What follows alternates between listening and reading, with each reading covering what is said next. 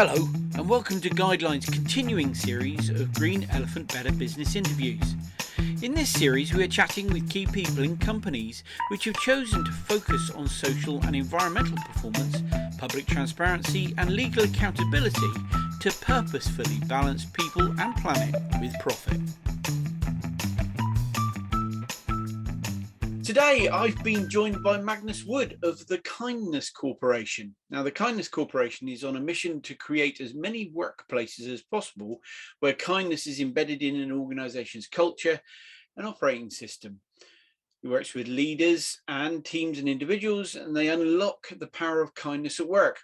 Now, Magnus Wood is the co-founder of the Kindness Corporation and has a purpose to elevate the value of kindness at work.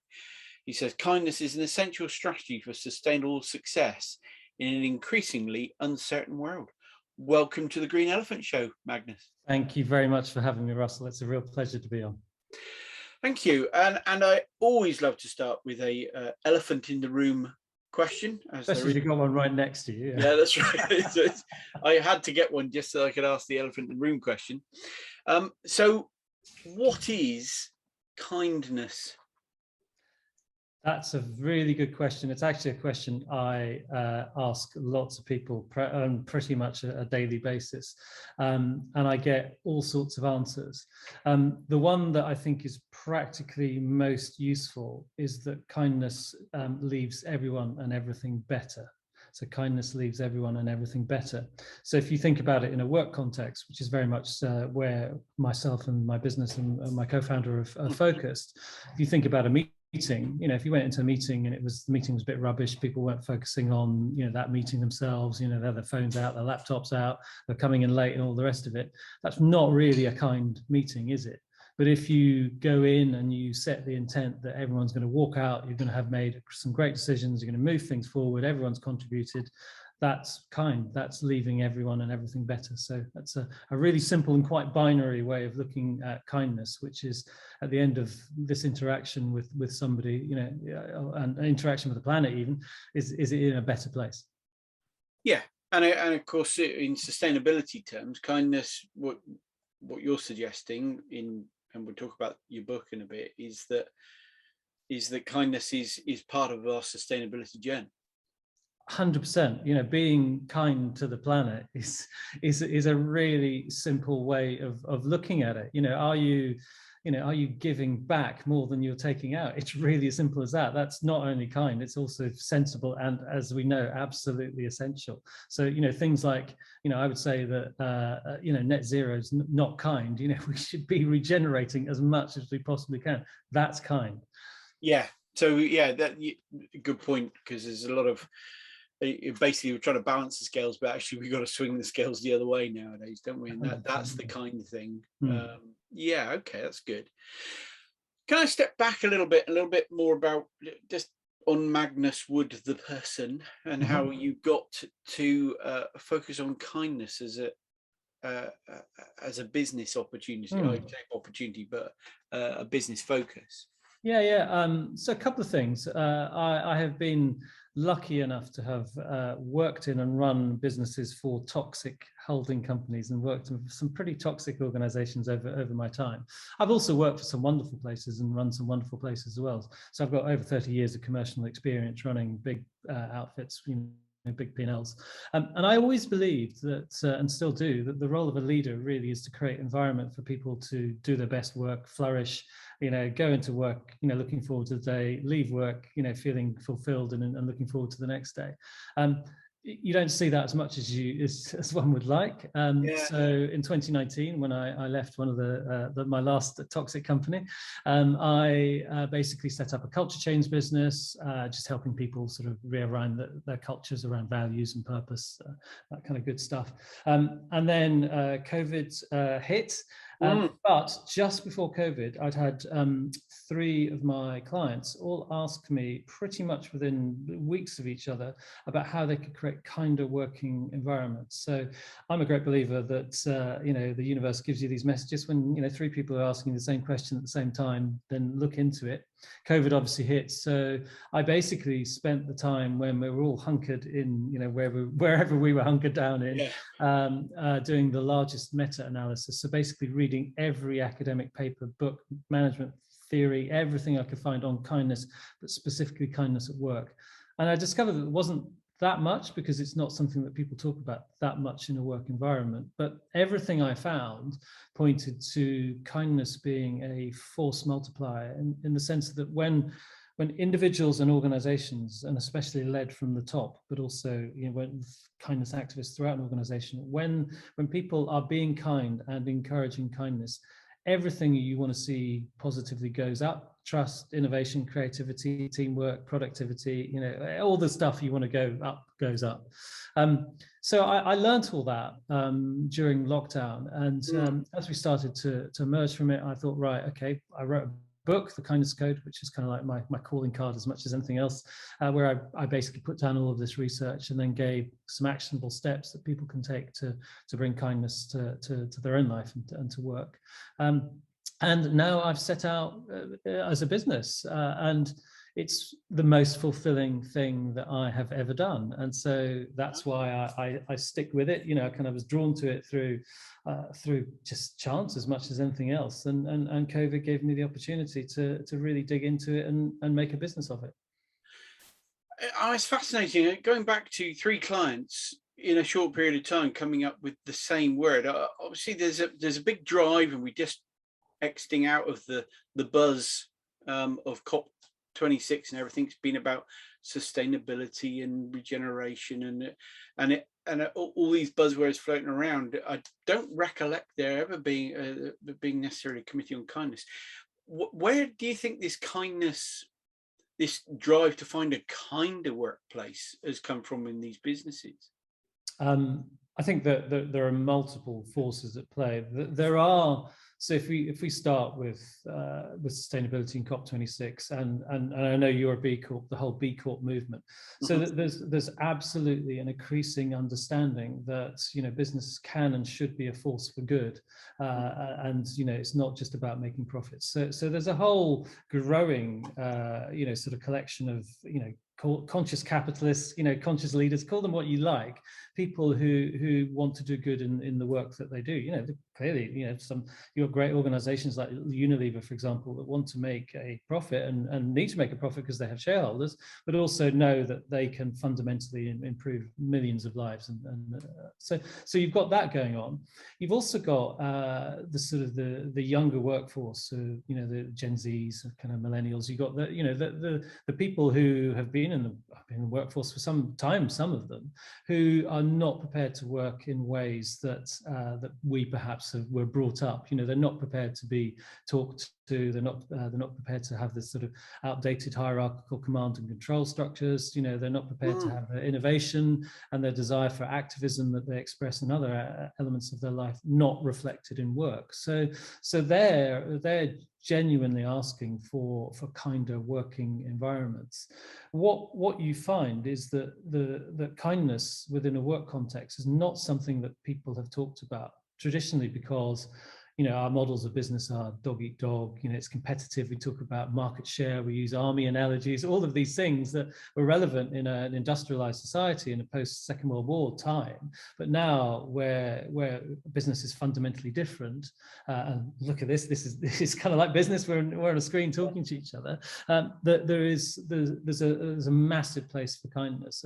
And what myself and my co-founder Nicole are finding is that really over sort of month on month, week on week, there's a greater appreciation of the power of kindness. And obviously it's we talk about we are the sharp point of a movement that is already happening, and like most movements, it's a groundswell, and you kind of like it suddenly appears, and it appears like it's appeared from nowhere, but in fact it's just been happening all around, and then it reaches a tipping point. So I'm very confident and really do believe in 2022 that kindness within the work context is going to be something that we'll be hearing about a lot. It's interesting, as you were speaking there, and about the Gen Z and the upcoming workforce, which are looking for a different experience, and perhaps non-traditional experience. How are businesses how are they adapting, especially these large, you talked about Unilever. I mean, that is one massive culture to try and shift to a different way of working to support an upcoming workforce. Wouldn't it be easier to just mold the youngsters into the old traditional ways? And therein, I think, lies some conflict. So, there was before COVID, there was sort of kind of memes going around and things like that about snowflakes in the workplace want to be promoted within 5 minutes and all of that. And what that represented was really the older workforce trying to come to terms with these people who are working in fundamentally different ways. In reality, the goals that people have of all generations are kind of the same. They want work that's fulfilling, that pays them the right amount of money, that they enjoy, they feel has meaning. That's what people want. We know that, and we know that we've just done a survey of the UK working population in the US and the States, and they tell that very clearly. But what is very clear is that, particularly people who are younger are looking for meaning in their work. They're not just looking for something that is about a paycheck, basically. I'm playing devil's advocate. Kindness, you mentioned a number of benefits to kindness in a business. Is there a danger that kindness can spill over into a lack of discipline? I mean, a business still needs to be controlled and compliant and organized, and discipline comes into that. How do they live in balance? So I'll give you a quote from somebody, but what I'll just do is she used the word compassionate. So compassionate is really kindness related to suffering. So it's seeing somebody suffering and kind of acting accordingly. And so Brené Brown, who's tremendously smart and influential woman, said, compassionate people, so for that read, kind people have boundaries of steel. So what that means is that's about kindness to self, that's about kindness in the way that you operate, it's about kindness in the way that we all operate. So discipline actually plays really clearly into that, because if you think about a team that works kindly, everyone knows their role. They know what the objectives are, but they also have, because they work kindly, they have psychological safety in that environment. So they can conflict, but in ways that are constructive, that are disciplined, I suppose would be another way to put about it. So kindness isn't about being nice and just letting people do what they want to do. Kindness is really about creating environments in which people flourish, and that's often by giving people boundaries. Okay, so in that case, where does kindness have to start? I mean, let's just take the bigger organizations. Is it at the top down? Is it kind of the bottom up affect it, or is it something that needs to kind of permeate across the whole culture? I think in many senses, the answer is all of those things. What we know to be true is that when leaders, so that at all levels, manager level right through to the kind of the C-suite, when they model the kind of behavior that they want to have seen in the organization, that's one of the fastest ways to spread kindness within an organization.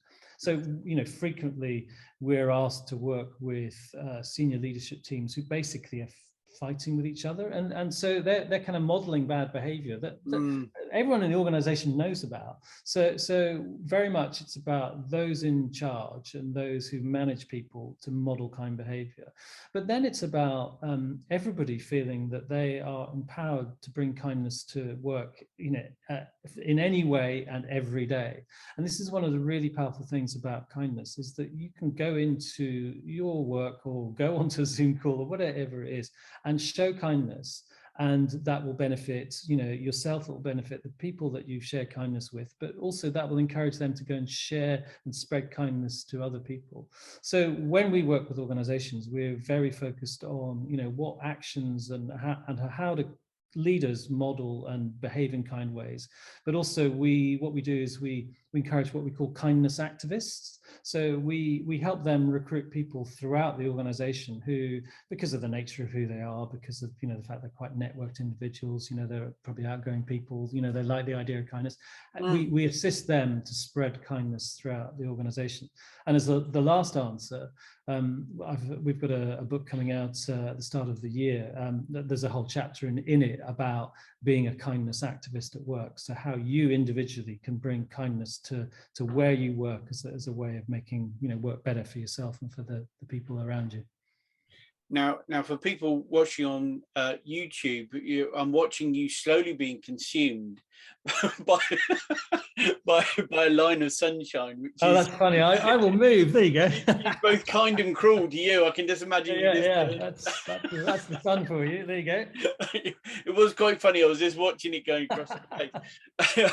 Not laughing at you, but laughing with you. No, that's fine. That would be unkind. I mean, on that point, you know, how Zoom can be deemed very impersonal, can it? I mean, it can be a bit sterile. How can a leader or anybody that's participating in a Zoom call be kinder? One of the things about video calls is that we literally see into people's lives. So I'm currently at a friend's house, and my friend is making breakfast over there. So if you hear breakfast noises, that's it. But you know, there's a humanity to the way that we're interacting, which I think in a way we wouldn't have known where people lived and how people lived and what they did. What's really interesting about Zoom and kind of video calls and all of this, that there are a couple of things that are really sort of worth calling out. The first of which is, you know, we have operated in this way for quite some time now. We're sort of coming up to 2 years of it. My business is probably entirely built on video calls. You know, I have very few meetings, and in fact, as of this point, which is November the 18th, 2021, my business partner, my business partner and I have never physically met. And we have a business together, and we have never physically met. So we have interacted over video calls and the like for, you know, since last year, and we've never met. So there's some of the possibilities that you can create a business with people that you never met. KindFest, which is an online festival of kindness, which has had its second year. It's on World Kindness Day on November the 13th. The team who organised that and put that together, and I was part of both of these, again, have never physically met. So you know, you can really interact with people, you can get to know people. But there's a second thing which is really important about this way of working, and I talked about boundaries a minute or two ago. Is that, and it'll come, I'm not going to share what my tip's going to be now, but it sort of will make sense when I do share it. It's really important to set boundaries. Good feeder, I like that. It's really important to set boundaries when we work this way. So, because I was talking to somebody yesterday, she said, basically, I roll out of bed, you know, I've got my first meeting at 8 o'clock, I've got, you know, straighten my hair, kind of like I'm on video right through till I go to bed, and because we can, and the boundaries between work and life have really got confused at the moment. You know, it's a real problem for people at the moment. So there you go, a couple of answers on using video. Yeah, okay, so I suppose we've transitioned over. How have businesses survived? How have businesses survived by essentially being unkind? I mean, unkind would suggest an active desire to create a toxic workplace, but instead of not correcting long-standing faults. How are businesses surviving, or is it just the world is changing around us and kindness is the new business requirement, and we need to step up to the plate? 100%. So Cole, my business partner, and I talk about our work helping to redefine work for the next 100 years by basically putting people at the center of it. People have forgotten and maybe some people never knew that every business outcome that you want depends on people. So every market share point, every innovation, everything, every kind of share increase, whatever it is, depends on the people that you work in your organization and the people that you partner with. And this is why kindness is so powerful, because kindness makes workplaces more human and brings out the best in people.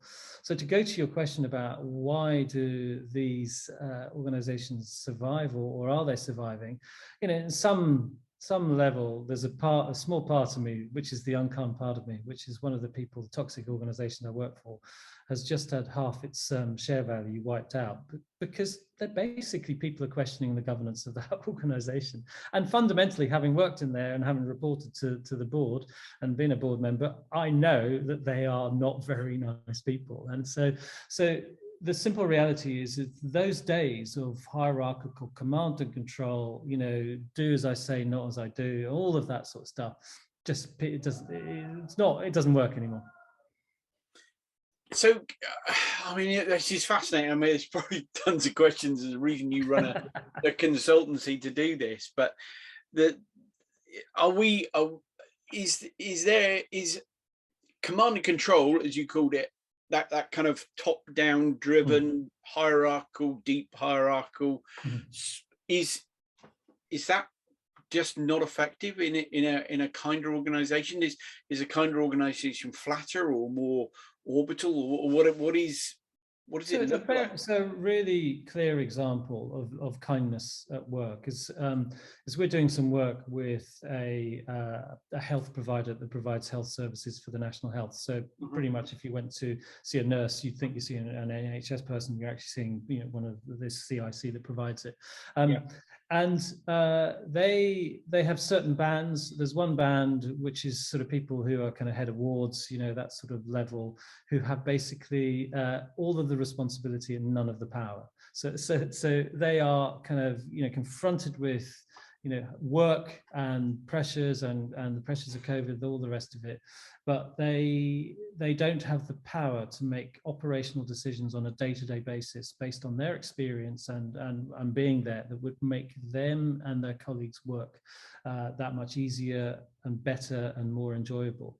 So it's there's a kind of fancy term which is used, which is called self-management. Basically, it means giving the power to the people at the coalface, as it were, or in the ward, or in the meeting room, to make the decisions that they think are best in order to get the results that are the right results for everybody. Fundamentally, that goes to trust. It's trusting people will do the right thing, and people are always, pretty much always well-intentioned and want the best for everybody. So it's really, you don't need hierarchies. You just need to give power to where it's needed most, and and not in boardrooms and not in management trying to kind of manage and control people. Just let the people who are doing the work get on and do it. So a lack of empowerment, as we would have perhaps have you empowered that person to do that job fully, which is like rings in my head from my big corporate days, it is unkind. Yeah, absolutely, 100%. And that's when people get that, and I say, well, that's actually truly being kind, which is helping people empower themselves. And another example from this health provider is that somebody told me yesterday, somebody did some really good work, and they phoned up the deputy CEO to say, oh, can I buy that person a bunch of flowers? And that's that's ridiculous that they didn't think that they could do that, and that holds an organization back, that hold, because it holds people back, so it holds the organization back. Yes, I do like that. Isn't this going to be a problem for control freaks? Yeah, well, who would want to be a control freak? Well, no, who would want to, but we've all worked for one, haven't we? Everyone's worked for a control freak who won't let go of the reins. And it's also, it's one of those great lessons in life, which is, understanding what you can control and what you can influence. And, part of the stress of being a control freak is that you're essentially trying to control things that you can't really control, that only maybe you have an influence over. Yeah. Okay. Yeah. I like that.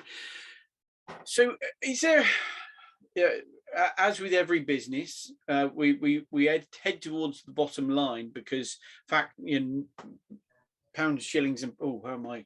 Pounds and pence. So I plunged to a time way before my birth time, really. The bottom line, financial bottom line, has always been the stable measure for a corporation's success. What's the new measure that we should be looking for? Because it's very difficult to measure kindness, is it, or isn't it?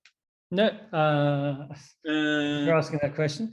I think it's always about should be about the triple bottom line. So what impacts are you creating on people, the people who work with you, for you, the communities that you're in, it's all of those things. So it's people. Profits is, are you, what are you doing with your profits? You just siphon them off to a few elites. You just have to look at, C-suite pay versus kind of the pay of most normal people, and that's abhorrent. There's no reason that some of these people are getting as much money as they should be. And then it's about planetary impact as well. What are you doing to impact the planet in a positive way? So modern contemporary businesses are thinking in that way. Can you measure kindness? Yes, you can. So we have just launched what we call the Kindness Index, which is basically a way of you profiling your business and looking at how kind your business is across a whole set of different measures, loosely around people, planet, and profit, but slightly bigger than that. It will and does give you an indication of how well you are doing, and as an advisory, we'll give you sort of areas that you can work on in terms of to sort of improve your performance, and if you're doing well, do better. But also the other thing that it does is basically compare you as an organization with your peers, but also with best in class as well. This is completely new. Nobody does anything like this, and we have literally just launched that essentially last week. Well, I'll look forward to diving deeper into that when I get a chance. How do you go? Where would you start with a business? So you get called in, and the board has said, I think we need to be kinder. I think maybe, or there's a lot of calls for us to be kinder. Where do you start? Well, there's a couple of ways. You could go to the kindnesscorporation.com and complete basically a short survey that will give us some data on your organization and your priorities. And what we do is basically have a call very much like this, and we talk through where you are, how you compare to others, and where you want to be, and then kind of what you could do about it. So that's one way of starting, really. I think is probably the most effective way to start, is to kind of get some data on where you currently are, because then when you have data, you can then make decisions and have actions as a consequence. So that's really, I think, the core to starting. Some of the projects we do, so I do quite a bit of work where I have conversations with people at all levels throughout the organization to really understand where kindness is, what the lived experience of kindness is in that organization, and then we advise in terms of things to do to change it. So, for example, if I go back to the health service provider, it's about giving more power to people in the wards and other places where they just need to get on with their jobs properly. Yeah, so I definitely subscribe to that element of kindness, to be able to give people that power to do the job they've been employed to do. As I said, I've got hundreds of questions we could carry on for ages, and we haven't got for ages. I'm going to dive. I read through your book, and the book is called the Kindness Code: 7 Keys to Unlocking the Power of Kindness, available as an ebook, which is as I got it. Why put your thoughts down in a book? I'm just intrigued. I see so many people have turned their hands to writing. Was this just a way of you being able to bring everything? It's quite a succinct book. I do love it. It was easy to read. It was so easy. Yeah, I think so. The book does a couple of things. The book pulls together all of the research evidence that I found as I was researching kindness at work. So, if you wanted to find a place where you could learn about kindness, increasing trust, all of these things, it's all in there. So it's the most comprehensive, kind of compendium of that data. The book also tells a story of two individuals that sort of unfolds across the book, which really hopefully helps bring the power of kindness to life and makes it more accessible to the reader. But essentially, why did I do it? I did it because I wanted to make a statement about the power of kindness at work. I wanted everybody to feel that everybody at any level in any kind of organization could bring kindness to work and make a difference today. And then through the 7 keys to unlock it, I really wanted to give people a sort of a starter, a framework for ways they could think about doing that. That's why I wrote it. Okay. But of course, if they need any help getting it implemented into their business, Kindness Corporation is the place to go. So you dedicated the book to your daughters, Alice and Olivia. Do they think you're kind? Yes, absolutely. They when they've sort of heard what I was doing, they said, "Yeah, that fits with who you are, Dad." Oh, right. Okay, so it aligned to your general ethos. Yeah. Okay. Well, I'm saying because always with kids, balancing kindness with discipline again is always. Well, I suppose it's kind to be disciplinarian if it's absolutely. Yeah. It may not be seen. That's the thing about kindness.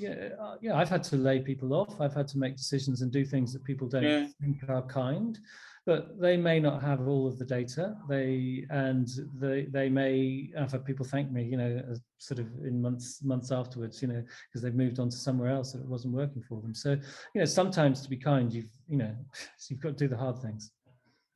Yeah, fair enough.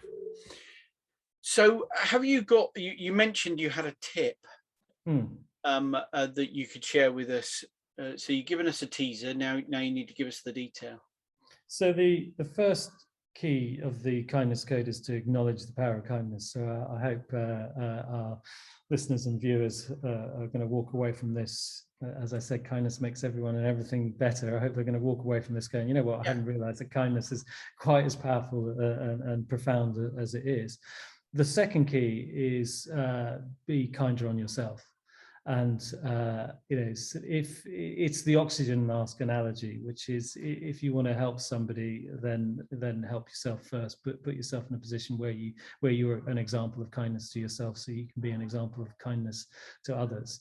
And this is particularly true and relevant in the ways that we're working now. If we're working remotely, we're sitting in front of these screens, we're not giving ourselves boundaries, we're just going back-to-back meetings, grabbing lunch, we're probably sitting at home, we should be more relaxed and feeling better about things. So that second key, being kind to yourself, was really born out of the experiences that people were sharing with me about work and lack of boundaries.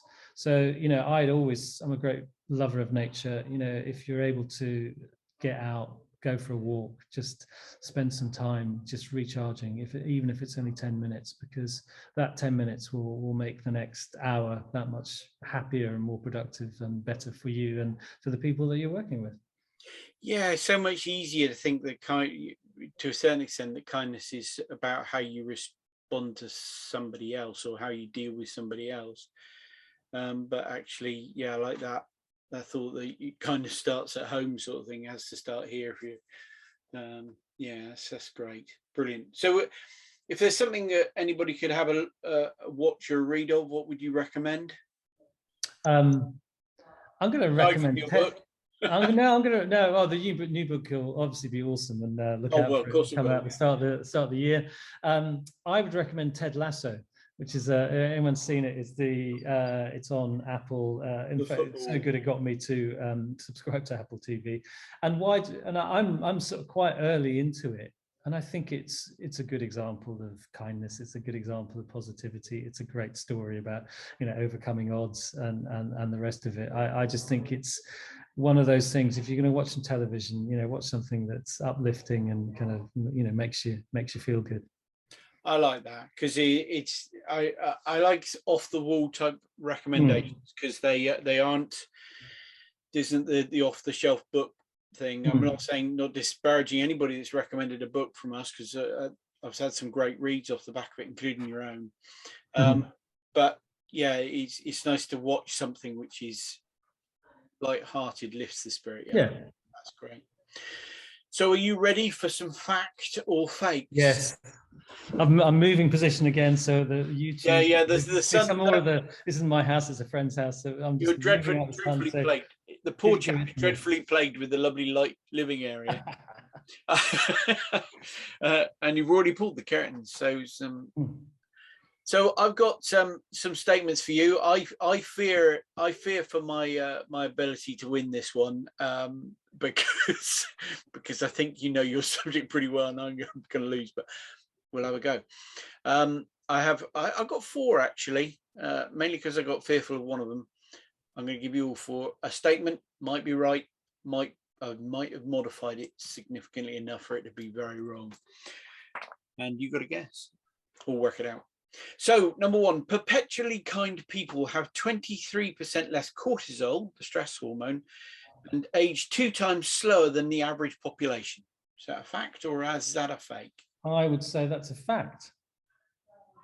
Oh, see, I told you knew your subject too well. I thought it was quite fascinating. I read at some length some research papers that suggest that you slow down aging by being kind. Absolutely. There's a study conducted in the States where they did I wouldn't want to be in the control sample, but basically it was a control sample of people who had retired, who were not doing volunteering work, weren't being kind, versus a group who were, and the group who were outliving the other guys. So the moral of the story, when you retire, do some voluntary work, you might live a bit longer. Yeah, and you might even look a little less ragged on the way through. Well, yeah. Okay, so here's an interesting twist on the kindness subject. Bill and Melinda Gates top the Forbes list of the most philanthropic billionaires with a net worth of $120 billion and a lifetime giving of $29.8 billion. Is that a fact or a fake? I think it's probably true. Yeah. A fact? Yeah. It's a fake. The actual, it's Warren Buffett. Is it? Yes. Well, he does it more quietly. He does. And I suppose there's the story. He has a net worth of 88 billion, which is less, but has given 42.8 and has pledged to give away 99% of his wealth. Wow. Giving is not the be all and end all of kindness, is it? No. I suppose that's what I got out of that is, people go, oh, I was kind, I gave to charity. That's not what we're talking about in kindness wholly, is it? Yeah, but if then you go off and do things that make people unhappy and has a negative impact on the planet, then you can't really offset that, that money you put in a charity. Or kindness offset. Have we thought I could be unkind to these people because I've been really kind to this one. Yeah, it doesn't work that way. No, okay, it's such a shame. Perhaps we should think about that when we're thinking about carbon. Yeah, that's sorry. Pet subject of mine. I won't go into that now. Okay, so 1 each. Number 3. Witnessing acts of kindness produces cortisol, occasionally referred to as the kindness hormone, which aids in lowering blood pressure and improving our overall heart health. Is that a fact or a fake? Witnessing, hearing about, seeing, even remembering acts of kindness produces all these happy hormones and neurotransmitters. Okay, yes. I'm gonna give you a half point on that because it's not cortisol. Yeah, it's funny. I did think about that, but I just thought I glossed over it because I know that that kindness is that powerful. You just looking at it makes you happy. But yeah, I changed it from oxytocin, yes, a real deep hormone, which aids. Well, it's oxytocin, serotonin, and dopamine. But not cortisol. So you got me there because I wasn't paying attention properly. That's right. I'm so keen to give you my answer. Bit of a twist. You're so keen, but you are right. Oh, well, you're absolutely right. Is that I'll take the half point. That's kind. Witnessing it just witnessing somebody else being kind. I saw something else which also said that witnessing an act of kindness is as a three-person ripple. So there's you, the person you're kind to, the person that watched it, and the person they tell. Yeah. And that's a fascinating impact to you. Your one point of access can, your kindness can affect, a magnitude of 3. I love that. Okay, so the decider comes down to a survey which did or didn't say 67% of UK adults agreed that it's important to look after their own needs as well as be kind to others, and 41% agreed that they try to make sure they make time to be kind to themselves. So 67% agreed it's important to look after their own needs, and 41% agreed that they try to make time to do so. Is that a fact or a fake?